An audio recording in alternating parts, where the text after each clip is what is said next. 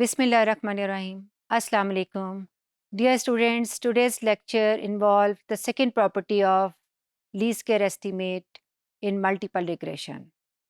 The reference book Montgomery and Peck is utilized, page number 75. Property number 2. Variance of beta hat is equal to x prime x inverse into sigma square. यानी कि variance beta hat का जो है वो इसके equal होता है, जिसमें सिग्मा स्क्वायर भी इन्वॉल्व है, लेकिन उसके साथ एक कोफिशिएंट आपका एक मल्टीप्लायर भी है, एक्स प्राइम एक्स इनवर्स। तो हम इसका प्रूफ स्टार्ट करते हैं। सबसे पहले आपको पता है कि least square estimate beta hat है, तो उसकी वैल्यू किसके इक्वल होती है? We know that beta hat is equal to X prime X inverse into X prime Y. ठीक है, ये लीस्ट स्क्वायर एस्टिमेट है। आपने क्या करना है इसमें, वाई जो है वेरिएबल आपका रैंडम वेरिएबल है, तो आपने वेरिएंस बोथ साइड अप्लाई कर देना है। ठीक है जी, variance of beta hat is equal to variance of X prime X inverse X prime Y, यानी दोनों तरफ आपने जस्ट वेरिएंस लिख दिया। अब आपको पता है वेरिएंस की प्रॉपर्टी क्या होती है। अगर आप किसी स्केलर क्वांटिटी के साथ मल्टीप्लाई हो रहा है random variable, for example this one, तो इसका वेरिएंस कैसे आएगा? जो कोफिशिएंट है इसमें 2, उसका स्क्वायर आएगा और वेरिएंस जो है वो आपके वेरिएबल पे अप्लाई हो जाएगा, यानी कि 2 का स्क्वायर।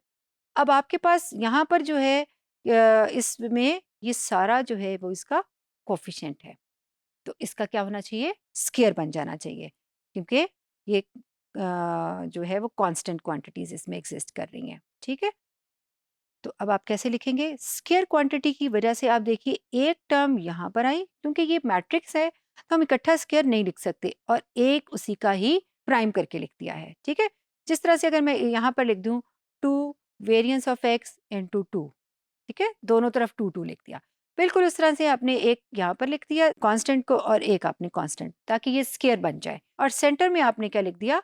वेरिएबल वाई के ऊपर आपने वेरिएंस को अप्लाई कर दिया, क्योंकि याद रखिएगा कि वेरिएंस जो है वो रैंडम वेरिएबल के ऊपर ही अप्लाई होता है।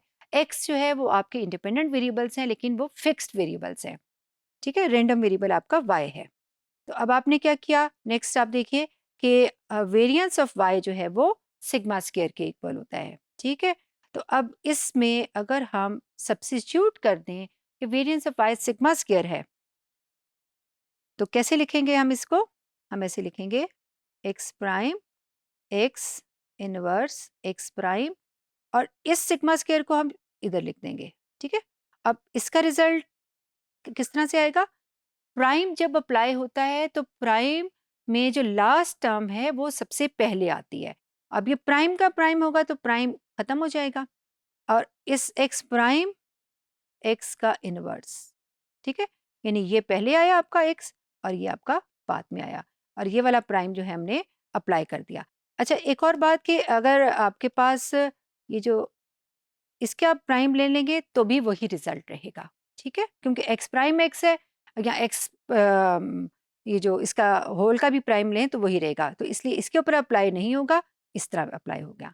अब आप चेक करें तो ये जो सेंटर में टर्म है और ये जो लास्ट में टर्म है, ये दोनों जो हैं एक दूसरे का इनवर्स हैं, यानी कि बिल्कुल उस तरह से एक 2 है और एक 1/2 है।